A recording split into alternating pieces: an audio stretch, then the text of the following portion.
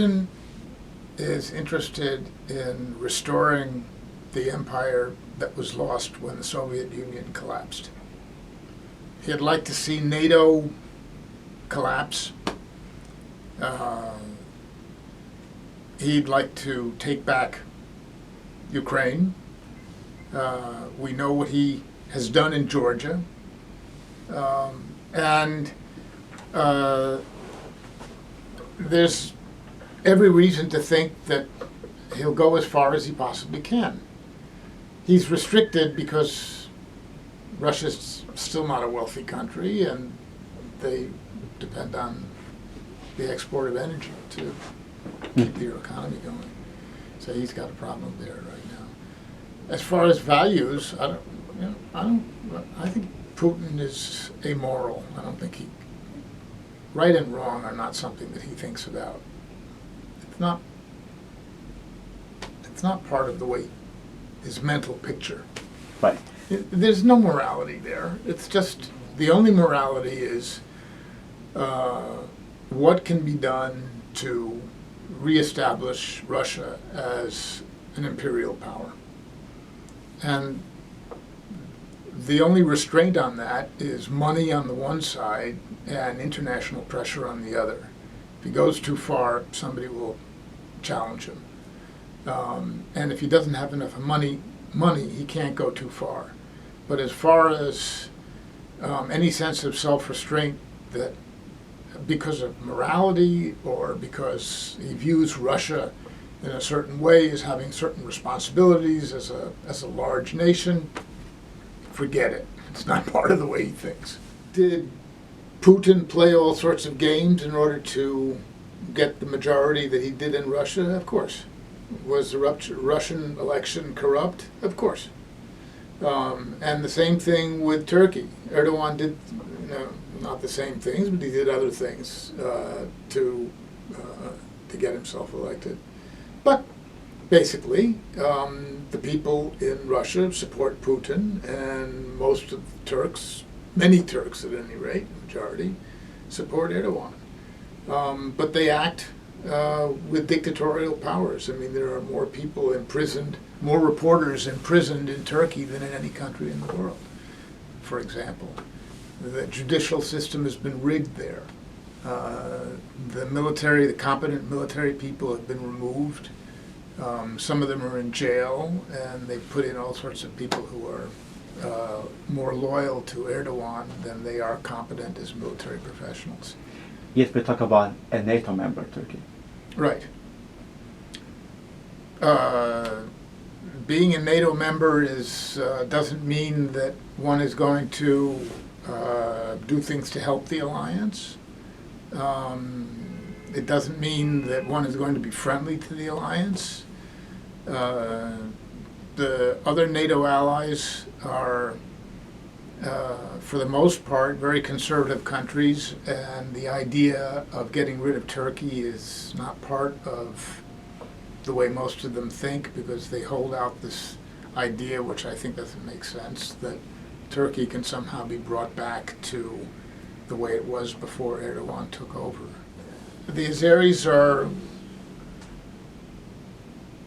closer to the Turks, right? You don't need me to tell you that. And the Armenians are closer to the Russians, so there's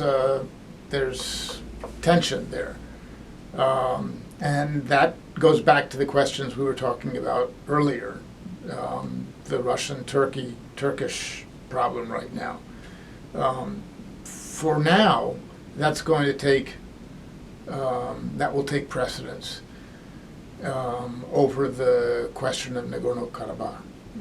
I don't see Putin beginning another front here. I don't think he has the money to do it.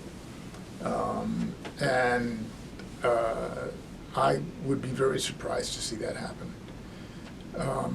That's not to say that diplomatic pressure won't be applied. I think we will see diplomatic moves, and they will affect the relationship of the two countries with Russia and with Turkey.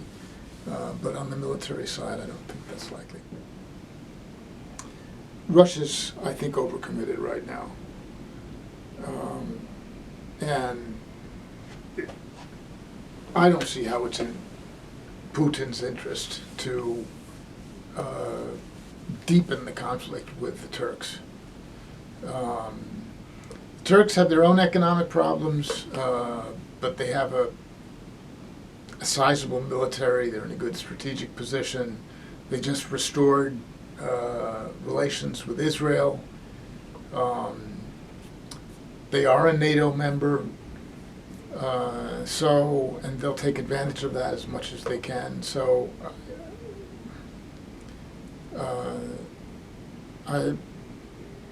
and again, Russia has this problem with money. So, I think the more sensible thing to expect is that Putin's immediate aims, will be to keep the Assad regime safe, to protect it, because they want to be able to protect their air base at Latakia and their naval base at Tartus. They'd like to keep a Russian air and naval units close to the Mediterranean, on the Mediterranean, and keeping Assad in power is a large part of that. Going beyond there and widening their military action to get into a conflict with Turkey,